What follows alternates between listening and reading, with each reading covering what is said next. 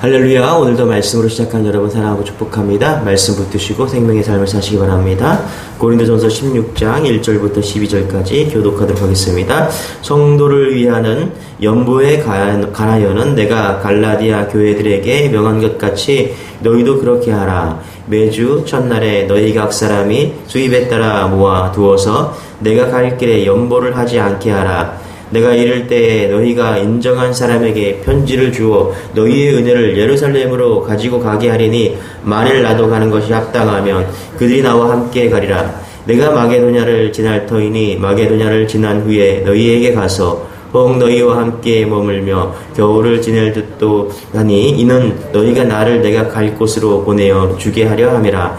이제는 지나는 길에 너희 보기를 원하지 아니하노니, 이는 만일 주께서 허락하시면 얼마 동안 너희와 함께 머물기를 바람이라. 내가 오순절까지 에베소에 머물러 함은 내게 광대하고 유효한 문이 열렸으나 대적하는 자가 많음이라. 디모데가 이르거든 너희는 조심하여 그로 두려움이 없이 너희 가운데 있게 하라. 이는 그도 나와 같이 주의 일을 힘쓰는 자임이라. 그러므로 누구든지 그를 멸시하지 말고 평안히 보내어 내게로 오게 하라. 나는 그가 형제들과 함께 오기를 기다리노라. 형제 아볼로에 대하여는 그에게 형제들과 함께 너희에게 가라고 내가 많이 권하였으되 지금은 갈 뜻이 전혀 없으나 기회가 있으면 가리라. 아멘. 여러분, 사도 바울이 고린도 교회를 향해 안타까운 마음을 가지고 나누었던 그 가르침 때문에 오늘 우리에게도 신앙의 값진 교훈을 얻게 되었습니다. 자, 사도 바울의 마음을 가장 안타깝게 했던 것은 그렇게 복음을 전했음에도 불구하고 복음을 받아들이고 신앙생활을 하는 사람들이 쉽게 변하지 않는다는 사실이었습니다. 예수는 믿었지만 자신들이 가지고 있었던 그 옛 생활 습관과 전통을 버리지 못하고 살아가는 신앙인들의 모습이었습니다. 자, 그들이 하나님을 믿으면서 많은 은사를 체험했지만 사랑이 없는 은사는 교회에 유익이 되지 못하고 또한 많은 사람에게 상처를 줄 수 있음도 않았습니다. 자, 그래서 사도 바울은 모든 은사와 사역에서 사랑이 없으면 아무것도 아니라고 말했죠. 그리고 고린도전서 15장 말씀을 통해서 크리스천의 모든 신앙이 부활에 근거하고 있음을 분명하게 설명했습니다. 이제 마지막으로 고린도전서에서 모든 신앙 가운데서 이런 신앙이 되라는 마지막 권면을 부록과 같이 덧붙여서 설명하고 있습니다. 그러면서 이제 연보에 대한 이야기를 하고 있습니다. 자, 어떤 분이 이런 이야기를 합니다. 우리 신앙인에게 있어서 예수님 다음으로 중요한 것이 있다면 돈이다. 세상 사람들은 돈이 제일 중요하지만 우리는 예수님 다음으로 중요한 게 돈이다. 아니, 신앙인들에게 예수님과 돈 중에서 하나를 선택해야 된다면 과연 어떤 것을 선택할까요? 사실 가장 두려운 질문일 것입니다. 우리에게 가장 두려운 질문, 예수님이냐 돈이냐. 자, 사도 바울은 고린도 교회에 보낸 편지를 마무리하면서 기근으로 어려움을 당한 예루살렘 교회 교인들을 위해서 구제의 헌금을 요청하고 있습니다. 자, 우리 한번 1절 2절 다시 한번 읽어볼게요. 시작.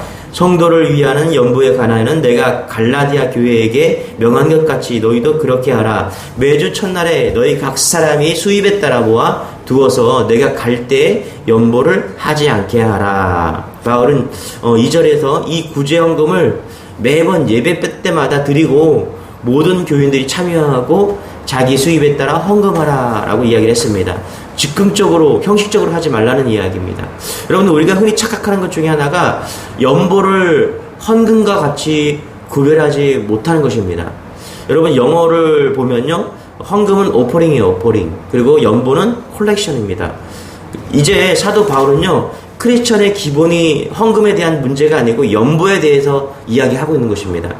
NIV 성경에 보면 The Collection for God's People로 되어 있어요. 헌금은 하나님의 사람으로서 예배 시에 드리는 봉헌의 예물입니다. 이것은 성도의 기본이죠. 구약 시대에 살아있는 동물을 바치는 곳으로 동물의 죽음으로 자기 죽음을 대신하는 것이었습니다. 하지만 연보라는 것은요, 봉헌의 예물이 아니라 필요한 때 모으는 목적이 있는 것입니다. 여러분, 헌금은 해도 되고 안 해도 되고 그런 것이 아닙니다. 예배 드릴 때 재물이 없으면, 동물이 없으면 나의 피를 대신해서 죄를 덮어서 죽은 것이 재물이잖아요. 재물이 꼭 필요한 겁니다. 그러니까 예배드릴 때 헌금은 얼마가 됐든 간에 반드시 정성껏 마음을 모아서 드려야 되는 게 헌금입니다. 그런데 이 연보는, 이 컬렉션은 이런 겁니다. 건축할 때 하는 헌금, 그렇죠? 엄격한 의미에서 헌금이 아니라 연보에 해당되는 것이죠. 내가 재정적으로 어려움이 있으면 이 건축할 때 헌금을 하지 않아도 됩니다. 또 선교사에게 선교 헌금을 하죠. 이것도 연보인 것이죠. 이거는 드릴 수도 있고 드리지 않을 수도 있습니다. 자, 그런데 오늘 바울은 이것을 적극적으로 권하고 있습니다. 바울이 이처럼 헌금을 강조하는 것은요, 어려운 이웃들에게 나누어 주는 것, 그 연보가, 그 헌금이 복을 받는 열쇠이기 때문에 그런 것이죠. 여러분, 누가복음 6장 38절에 주라 그리하면 너희에게 줄 것이니 곧 후히 되어 누리고 흔들어 넘치도록 하여 너희에게 안겨주리라. 지금 어려운 교회를 위해서, 예루살렘 교회를 위해서, 또 가난한 자들을 위해서, 과부를 위해서 주라고, 드리라고 이야기하고 있습니다. 이거 왜 그렇습니까? 복된 사람은요, 재정뿐 아니라 용서도 주고 사랑도 주는 사람입니다. 그러면 하나님께서 후히 되어 누르고 흔들어서 넘치도록 안겨주신다는 것입니다. 여러분, 용서해 보십시오. 사랑해 보십시오. 누가 가장 큰 복을 받는가? 그것은 바로 자신일 것입니다. 여러분, 사랑해 보십시오. 누가 가장 큰 복입니까? 사랑하는 사람, 사랑한 그 대상을 향해서 마음을 품는 그 사람의 마음이 불같은 열정이 일어나서 가장 수혜자는 바로 사랑하는 그 사람이죠. 마찬가지로 용서도 그렇습니다. 용서하지 않는 사람이 있으면 그 마음이 너무나 힘들지 않습니까? 그런데 용서해주는 그 사람, 바로 그 용서를 베푸는 사람이 복을 받는 것입니다. 마찬가지로 지금 헌금도 연보도 마찬가지라는 거예요. 그래서 하나님께 드릴 때 가난한 자를 위해서, 선교를 위해서, 또 예루살렘 교회처럼 어려운 교회를 위해서 헌금할 때 하나님께서는 넘치도록 복을 준다라고 지금 이야기하고 있는 것입니다. 그렇습니다, 여러분. 우리의 죄를 위해서 헌금이, 우리의 죄를 위해 예배 때 드리는 헌금이 우리의 죄를 위해서 제물이 된다면 연보는 복을 우리에게 넘치도록 주시는 은혜를 우리에게 말하고 있다는 것입니다. 여러분, 세상은요, 고작 잘 돼야 2배, 4배, 10배죠. 이것을 10배 되면요, 대박이라고 이야기합니다. 그런데 하나님이 부어주시면 엄청의 축복을 받을 수 있는 것입니다. 여러분, 우리는 하나님께 속한 자들입니다. 하나님이 주신 복으로 사는 것입니다. 여러분, 하나님이 주시는 놀라운 축복 가운데 놀라운 은혜를 경험하는 여러분 되시길 바랍니다. 그래서 어려운 이웃과 어려운 교회와 목회자, 선교자, 가난한 자, 과부를 돕는 것은요, 부담이 아니라 복인 것입니다. 여러분, 드려보십시오. 하나님께서 반드시 넘치게 하십니다. 바울은 이것을 알고 그래서 드리라고 하는 것입니다. 주님은 마태복음 10장에서 선지자를 영접하면 선지자의 상을 받을 것이고 의인을 영접하는 자는 의인의 상을 받을 것이요, 누구든지 예수님의 제자 중 작은 자 하나에게 냉수한 것이라도 주는 자는 결탄코 상을 잃지 아니하리라, 이렇게 이야기했습니다. 얼마나 놀라운 것입니까? 하나님께서 우리가 드린 것을요, 다 아시고 갚아주신다는 것입니다. 여러분, 하나님께 드리십시오. 그것이 내 삶 가운데 놀랍게 축복으로 하나님께서 축복해 주실 것입니다. 이런 은혜를 누리는 여러분 다 되시기를 축원합니다. 사도 바울은요, 자신이 고린도를 방문하여 고린도 교회 교인들을 만나보고 오래 함께 지내고 싶다고 이야기를 합니다. 자, 우리 7절입니다. 같이 시작. 이제는 지나가는 길에 너희 보기를 원하지 아니하노니 이는 만일 주께서 허락하시면 얼마 동안 너희와 함께 머물기를 바람이라. 그러나 그렇게 하지 못했습니다. 주님의 허락하심이 없었기 때문에 그렇다는 거예요. 가고 싶은데 가지 못했습니다. 사도 바울이 섬겨야 할 사람이 고린도 교회들만 있는 것이 아니었어요. 아직 복음을 듣지 못한 사람들이 더 시급하고 너무나 많았습니다. 그들도 주님의 마음으로 사도 바울을 섬겨했습니다. 보고 싶은 사람이 있었지만, 가고 싶은 고린도가 있었지만 가지 못했다는 것이죠. 물론 그것은 고린도 교회 달리 환영받는 곳이 아니라 말할 수 없이 고생스러운 곳입니다. 9절에 보니까 이렇게 얘기하죠. 내게 광대하고 유효한 문이 열렸으나 대적하는 자가 많음이라. 그렇죠. 여러분, 우리는 여기서 사도 바울이 자기가 원하는 대로 살지 않았던 사람임을 알 수 있습니다. 그는 고린도에 가고 싶었지만은 여전히 복음 때문에 가지 못하고 있는 것이죠. 여러분, 그의 삶은 오직 주님을 섬기는 그런 삶이었습니다. 어떤 길이 하나님의 뜻인지 갈등이 될 때가 있습니다. 지금까지 경험에 비추어 보면요, 분별하는 지혜가 생기는 것 같습니다. 떠나고 싶을 때 떠나지 말아야 할 때가 있고요, 떠나기 싫을 때 떠나야 될 때가 있습니다. 또 가고 싶지 않은 길을 갈 길이고요, 가고 싶은 길은 가지 말아야 될 그런 경우를 우리는 만납니다. 우리도 자기 유익을 위해 살지 말고 오직 주님의 마음으로 섬기며 살아야 된다는 것입니다. 그래서 여러분, 사도 바울은 고린도 교회에 자신을 대신해서 제자인 디모데를 보내게 되는 것입니다.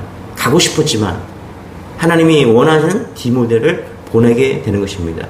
그런데요, 여러분, 디모데는 젊고 부족한 것이 많은 사람이었어요. 그래서 사도 바울은 고린도 성도들에게 젊은 디모데를 주의 종으로 여겨 잘 대접해 달라고 부탁을 합니다. 우리 10절입니다. 같이 한번 읽어볼게요. 시작. 디모데가 이르거든 너희는 조심하여 그로 두려움이 없이 너희 가운데 있게 하라. 이는 그도 나와 같이 주의 일을 힘쓰는 자임이라. 여러분, 이 일은요, 사도 바울에게도 그리고 디모데에게도 고린도 성도들에게 다 어려운 일이었습니다. 여러분, 한번 생각해 보세요. 우리가 담임 목사가 오기를 바랬는데 전도사가 온 겁니다. 아주 젊고 그런 전도사가, 새파란 전도사가 이제 교회에 온 겁니다. 그런데 그 전도사를 주님께 대하든 그 전도사를 대할 수 있을까요? 제가 아는 교회에 이제 목사님이 은퇴를 하셨는데 그렇게 좋은 모습으로 은퇴를 하지 못했습니다. 임기를 단축해서 5년을 단축해서 그렇게 은퇴를 했는데요. 최종 이제 다른 목회자를 이제 선정하기 위해서 두 분을 남았는데 그 두 분 중에 한 분을 8시간 인터뷰를 했다라고 들었습니다. 엄청난 거죠. 그렇죠? 목사를 놓고 장로들이 8시간 면접을 봤대요. 엄청난 겁니다. 왜 그렇습니까, 여러분? 왜 그렇게 합니까? 잘 선택하겠다라는 거예요. 실수하지 않겠다라는 거예요. 좋은 목사를 모시겠다라는 거예요. 그런 열망도 이해가 되지만 좀 지나친 것도 사실인 것이죠. 여러분, 그런 교회에 이제 담임 목사가 아니라 새파란 전도사가 왔다라고 생각해 보세요. 아마 성도들은 받아들이기 힘들 것입니다. 그런데 사실 여러분, 담임 목사나 전도사나 무슨 차이가 있겠냐는 거예요. 여러분, 다 주의 종입니다. 우리가 바라보는 분이 주님이라면 문제될 것이 없다는 것도 여러분, 우리가 알아야 됩니다. 우리가 주님만 바라보고 주님만 함께 쫓아간다면 여러분, 우리는 협력해서 선을 이룰 수 있다는 사실 또한 잊으면 안 됩니다. 그런데 왜 어느 목사가 설교하느냐 하는 것이 그렇게 중요할까요? 사람만 보지 주님을 바라보지 못하기 때문인 것입니다. 여러분, 주님을 바라보는 게 너무너무 중요합니다. 목사들을 바라보지 않고 사람을 바라보지 않고 주님을 바라보는 것, 그럴 때 우리는 기쁨으로 감사드릴 수 있고요, 기쁨으로 사람을 섬길 수 있기 때문인 것입니다. 사도 바울은 디모데보다 아볼로를 고린도 교회에 보내고자 했습니다. 아볼로는 고린도 교회에서 볼 때는 사도 바울의 후임이었고 구약 성경을 잘 아는 자였습니다. 설교도 잘했고요, 유대인 학자들과 논쟁에서 늘 이기는 사람이 아볼로였습니다. 말을 참 잘했습니다. 그래서 고린도 교회에게 아볼로파가 생겼을 정도였습니다. 어떤 의미에서는요, 아볼로는 사도 바울의 경쟁자이기도, 선의의 경쟁자이기도 한 사람이죠. 그렇지만 사도 바울은 아볼로를 고린도에 보내려고 했습니다. 그의 마음에 경쟁심이나 시기심이 없었던 것이죠. 사도 바울에게는요, 아볼로냐 디모데냐 그게 중요한 게 아니었습니다. 역사는 주님이 하시는 것임을 분명히 사도 바울은 믿었기 때문에, 주님을 바라보고 온전히 있었기 때문에 아볼로냐 디모데냐 주님이 원하신다면 누구든 가능하다라고 바울은 믿었던 것입니다. 그런데 아볼로가 거절하죠. 우리 12절입니다. 같이 한번 읽어보고 시작. 형제 아볼로에 대하여는 그에게 형제들과 함께 너희에게 가라고 내가 많이 권하였으되 지금은 갈 뜻이 전혀 없으나 기회가 있으면 가리라. 12절에 보니까 지금은 고린도 교회에 가지 않겠습니다. 적절한 때가 오면 갈 것이다 라고 아볼로가 그렇게 대답했다는 것입니다. 이유는 너무 힘들어 안 가겠다는 것이 아니라 기도했더니 지금 가는 것은 주님의 뜻이 아님을 알았다는 것입니다. 여러분, 성령은요 한 분이십니다. 그래서 한 영이시기 때문에 아볼로에게도 디모데에게도 바울에게도 똑같은 지금 답변을 주고 있는 것입니다.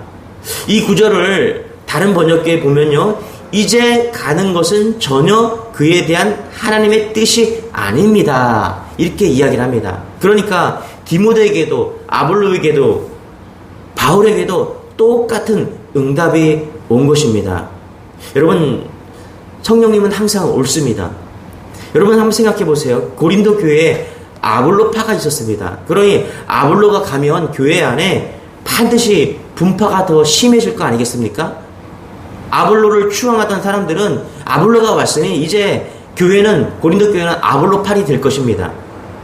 바울파도 예수 그리스도파도 다 뒤로 하고 아볼로파가 기득권을 잡을 것입니다. 그러면 교회는 어떻게 될까요? 바로 이 문제를 성령님은 미리 아시고 바울에게, 그 다음에 디모데에게, 아볼로에게 역사하신 것입니다. 여러분, 사도 바울도 가지 않고 아볼로도 가지 않고 연약한 디모데가 가서 고린도 교회 문제를 정말 해결하고 고린도 교회에게 평안을 주고 고린도 교회가 부흥을 맛보았을까요? 고린도 교회는 디모데를 정말 바울의 권고처럼 주님을 대하듯이 그렇게 대했을까요?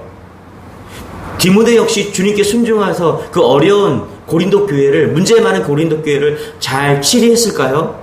여러분, 고린도 후서에서는요, 우리는 그 결과를 알 수 있습니다.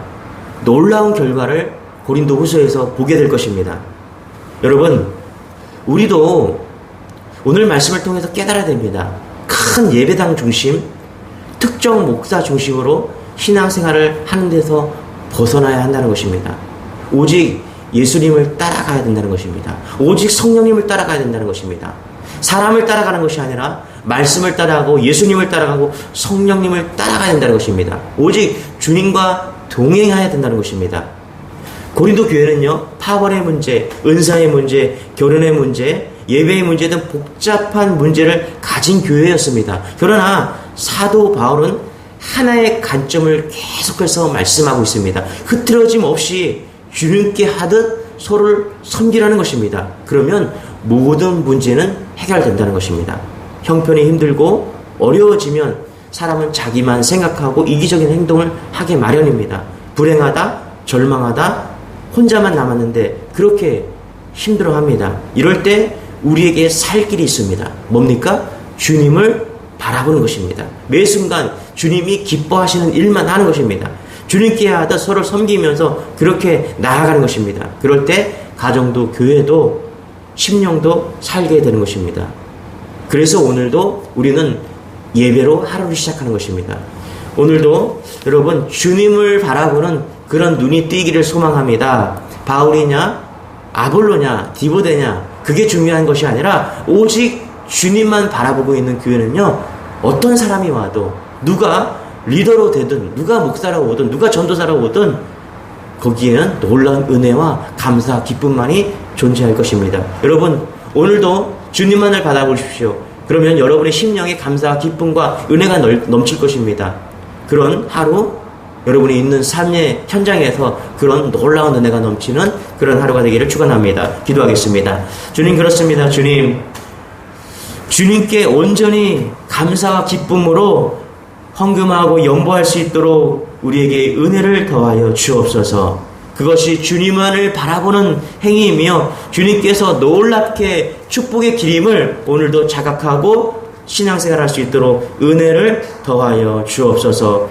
무엇보다 주님만을 바라보는, 주님만을 동행하는 그런 눈이 트이기를 원합니다. 그런 성숙의 신앙이 우리 안에 오늘도 자라가게 하여 주옵소서. 몸이 불편하고 마음이 어려운 성도 특별히 찾아가 주셔서 주님과 동행하는 그런 하루 될 수 있도록 은혜를 더하여 주옵소서. 감사드리며 예수님의 이름으로 기도드리옵나이다. 아멘. 우리 주의 말을 외치고 오늘도 주님과 동행하는 그런 하루 되게 우리 주의 말을 기도하겠습니다. 주여, 주님 감사합니다. 주님 감사합니다. 주님